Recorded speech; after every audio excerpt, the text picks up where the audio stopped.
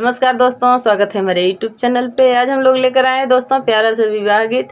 पसंद आए तो हमारे चैनल को लाइक करें, शेयर करें, सब्सक्राइब करें, हमारा सपोर्ट करें दोस्तों, हमारे चैनल को आगे बढ़ाएं। गाना जैसा भी लगे कमेंट में ज़रूर बताएं। धन्यवाद। के करे दुआरे बाबा बाजन बाजन के कर होला बियाह हो। के करे दुआरे बाबा बाजन बाजन के कर होला बियाह हो।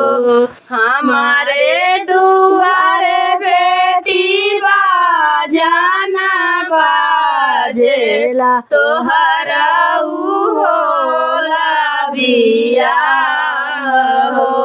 हमारे दुआरे बेटी बाजन बाजे तोहरा होला बियाह हो। सिखाइयो ना पायो बाबा ना सहरावा नहीं तपेरा मारा सोई हो।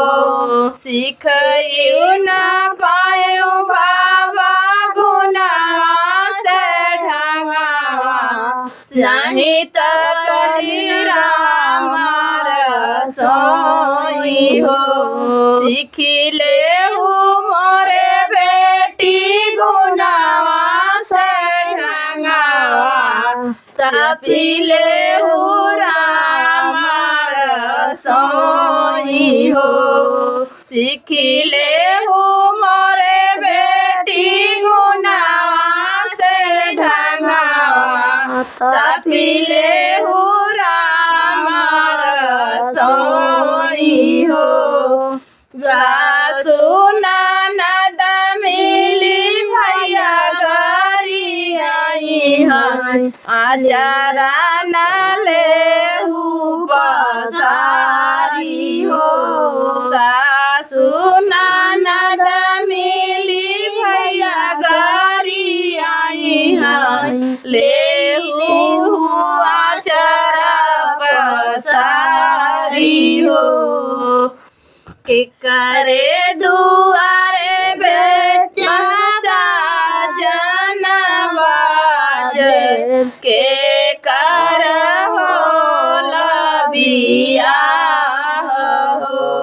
के करे दुआरे चाचा बाजन बाजे के कर होला बियाह हो।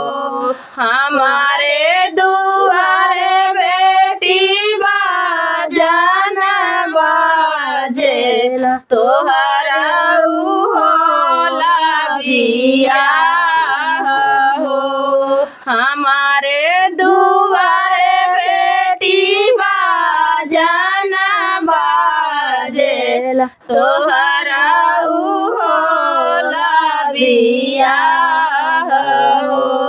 सासु ननद मिली भैया गरी आई हैं ले आचारा पसारी हो।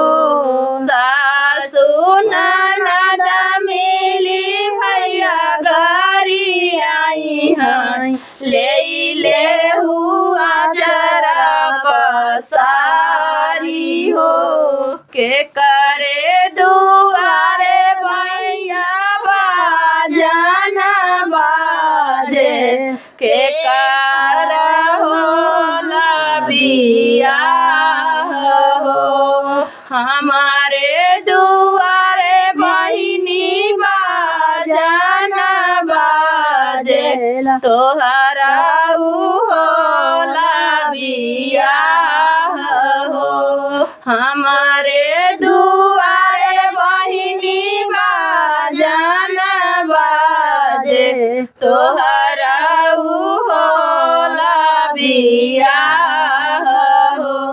सासु ननद मिली भैया गरी आई हैं ले हुआ चारा पसारी हो। सासु ननद मिली भैया गरी आई है, ले हुआ चारा पसारी हो।